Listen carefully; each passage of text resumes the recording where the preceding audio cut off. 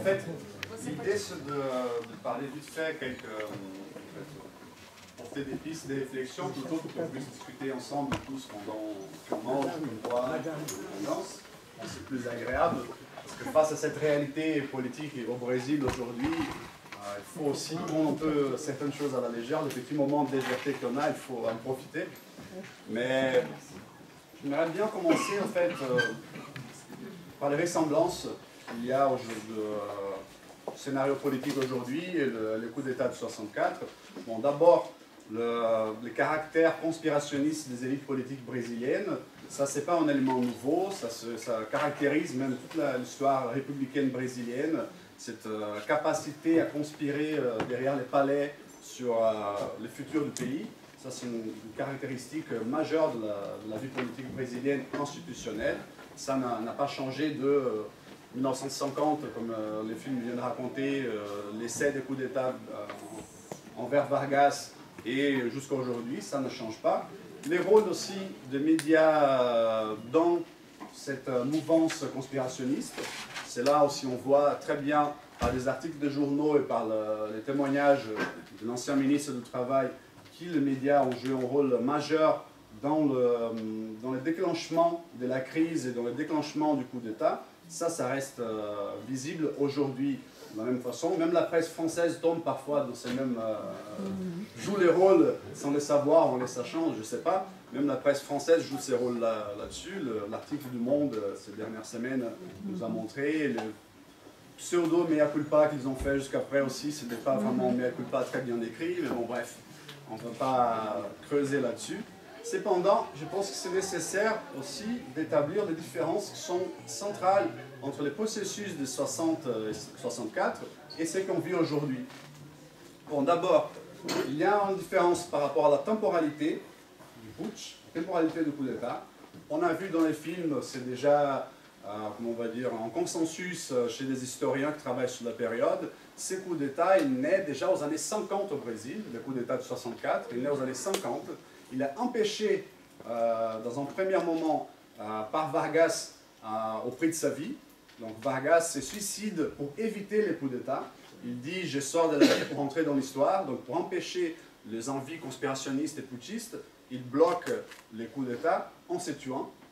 Ça repousse les envies putschistes, les envies conspirationnistes jusqu'à 64, où à partir de la poste de João Goulart, le vice-président qui a pris la position du président qui a dit « je démissionne », à partir de 61, là les envies putschistes reprennent la scène, pour essayer d'enlever João Goulart et toute cette politique dont il représente de la scène politique brésilienne. Ça c'est la temporalité du coup d'État de 64. C'est pas la même du coup d'État qu'on voit aujourd'hui sur place au Brésil.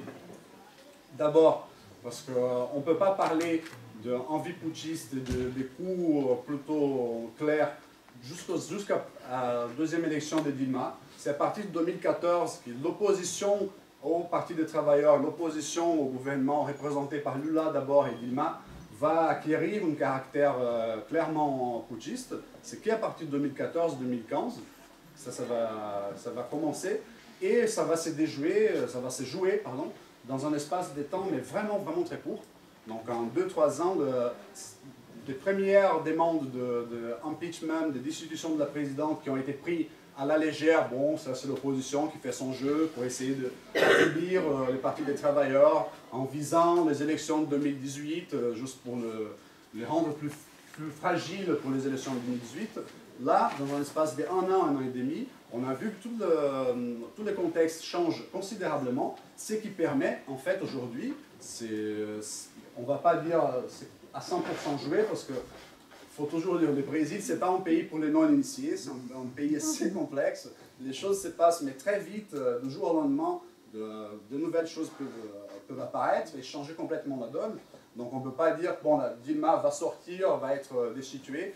On n'a pas cette certitude-là, mais c'est la probabilité la plus forte, en fait. Donc dans un espace d'1 an et demi, on passe d'une rhétorique d'opposition qui se base sur la destitution de la présidente à une possibilité réelle et probable de destitution de la présidente. Donc c'est beaucoup plus court dans sa temporalité. Une autre différence que je trouve que c'est très important aussi, c'est une différence de forme du coup. Cette différence de forme, pour comprendre cette différence de forme, il faut comprendre aussi le contenu qu'il y a derrière ces différences de forme. Bon, en 64, les coups se caractérisent par un coup militaire, emparé par des élites économiques et des élites politiques, mais ils se concrétisent dans les faits par un coup militaire. Les militaires déplacent leurs troupes, vont à Rio, chassent les présidents, mettent les chars dans la rue pour destituer les présidents. Ça, c'est très, très important. Ça ne se passe pas qu'au Brésil. On a vu le même type de processus dans l'Amérique du Sud en général, avec quelques années de différence. Ça s'initie en gros avec le Brésil, mais ça va prendre en ampleur plus importante dans le reste de l'Amérique du Sud. Tandis que le coup aujourd'hui, c'est un coup mené essentiellement, on va dire, par les élites politiques, en accord ou on va dire, en articulation massive avec le pouvoir judiciaire. On n'a pas mention des militaires.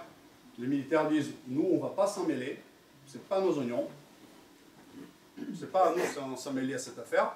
Donc, ça reste sur le judiciaire et les élites politiques, en, bien sûr, articulation avec la presse, c'est récemment ce qu'on a dit vite fait au tout début. Donc, ces différences de forme sont très importantes aussi pour comprendre pourquoi sont si différentes ces deux types de coups d'État et quelles sont les suites possibles de ces scénarios.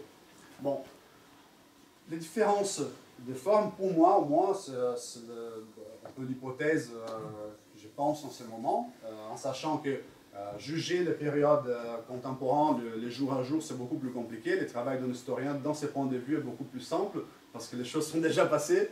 Donc, et nous, on est en train de voir les choses comme elles se passent aujourd'hui, sans avoir tous les éléments, bien sûr, parce que la vie est beaucoup plus complexe que ce que la compréhension peut la toucher.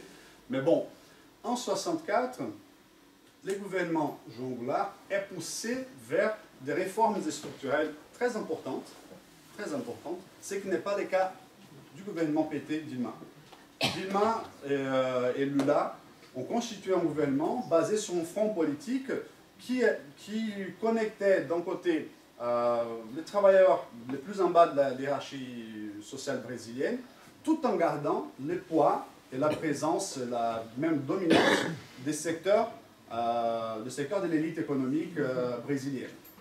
Lula, Dilma, n'a en aucun moment vraiment poussé la politique nationale vers des réformes telles que João Goulart a fait, par exemple, comme la réforme universitaire, la réforme rurale, comme la question liée au monde du travail et du syndicat, le statut du travailleur rural, et tout cela.